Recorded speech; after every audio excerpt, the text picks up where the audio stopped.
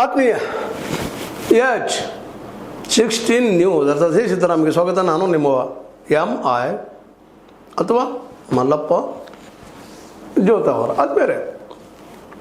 ನಮ್ಮ DK ಸರ್ಕಾರ ಆಡಳಿತಕ್ಕೆ ಬಂದಾಗಿನಿಂದ ಸ್ವಯಂ ಕೃತ ಅಪರಾಧಗಳಿಂದ ಒಂದಿಷ್ಟು ಪ್ರಾಬ್ಲಮ್ಗಳನ್ನು ಇವತ್ತು ಎದುರಿಸ್ತಾ ಇದೆ. ಅದರಲ್ಲೂ ಮುಖ್ಯವಾಗಿ ಬಿಡದಿ. ಆರಂಭದಲ್ಲಿ ನಾವು ಈ ವಿಷಯ ಚರ್ಚೆ ಮಾಡಿ ಹೇಳಿದ್ವಿ. ಬಿಡದಿಗೆ ಯಾಕೆ ಹಾಕಿದ್ರು ಬಿಟ್ಟು ಬಿಡದೆ ಇವರು DKC ಅವರು? ಯಾಕೆ ಇಲ್ಲಿವರೆಗೆ ಯಾವ CMಗಳಿಂದನೂ ಇದು ಸಾಧ್ಯ ಆಗಿರಲಿಲ್ಲ. ಸ್ವತಃ ಕುಮಾರಸ್ವಾಮಿಗಾಗಿಲ್ಲ, ನಂತರ ಬಂದ BJP ಮುಖ್ಯಮಂತ್ರಿಗಾಗಿಲ್ಲ, ಸ್ವತಃ ಸಿದ್ದರಾಮಯ್ಯರಿಗಾಗಿಲ್ಲ. ಇವ್ರು ಯಾಕಪ್ಪ ಅದಕ್ಕೆ ಹಾಕಿದರು? ಇರ್ಬೋದು ಆಸೆ, ದುಡ್ಡು ಹೆಚ್ಚು ಬರ್ತದೆ ಮುಖ್ಯಮಂತ್ರಿ. ಬಟ್ ಈ ಒಂದು ಜೇನು ಹುಟ್ಟಿ ಕೈ ಹಾಕಿ ಜೇನು ಹುಳುಗಳಿಂದ ಕಳಿಸ್ಕೊಳ್ಳೋಂಥ ಅವಶ್ಯಕತೆ ಇತ್ತ ಅಂತ ಇವತ್ತು ನೋಡ್ರಿ. ಪಾದಯಾತ್ರೆ ಮಾಡ್ತಾ ಇದ್ದಾರೆ ನಿಖಿಲ್ ಕುಮಾರಸ್ವಾಮಿಗಳು ಅದಕ್ಕೆ ಬೆಂಬಲದಾರ.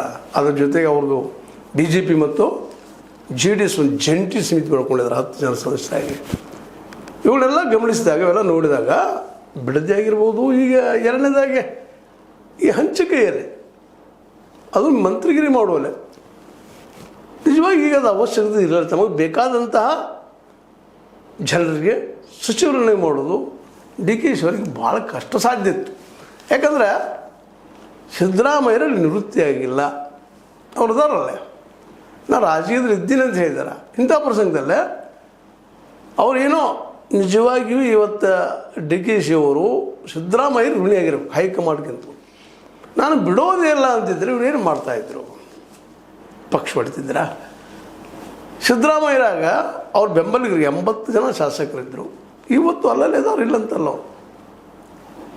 ಅವ್ರನ್ನ ತೊಗೊಂಡು ಪಾರ್ಟಿ ಹೊಡೆದ್ರೆ ಇವ್ರೇನು ಮಾಡ್ತಾಯಿದ್ರು? ಮುಖ್ಯ ಸಿದ್ದರಾಮಯ್ಯರ ಕುರ್ಚಿ ಬಿಟ್ಟಿದ್ದರಿಂದ ತ್ಯಾಗ ಅಂತಿರೋ, ಮತ್ತೇನಂತಿರೋ, ಅನಿವಾರ್ಯತೆ ಅಂತಿರೋ, ಹೈಕಮಾಂಡ್ ತೋರ್ದಂತಿರೋ ಅದು ನಿಮಗೆ ಬಿಟ್ಟಂಥದ್ದು.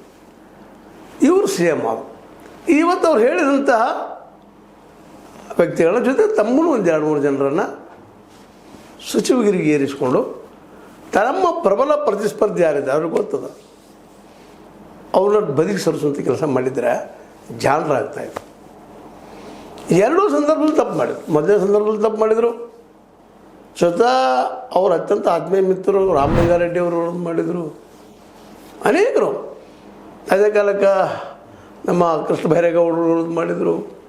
ಇನ್ನೂ ತಿಕ್ಕಾಟದ ಮುನಿಯಪ್ಪ ಅವ್ರದ್ದು ಒಂದನೇ ಹಂತ. ಈಗ ಎರಡನೇ ಹಂತ ಎಲ್ಲರೂ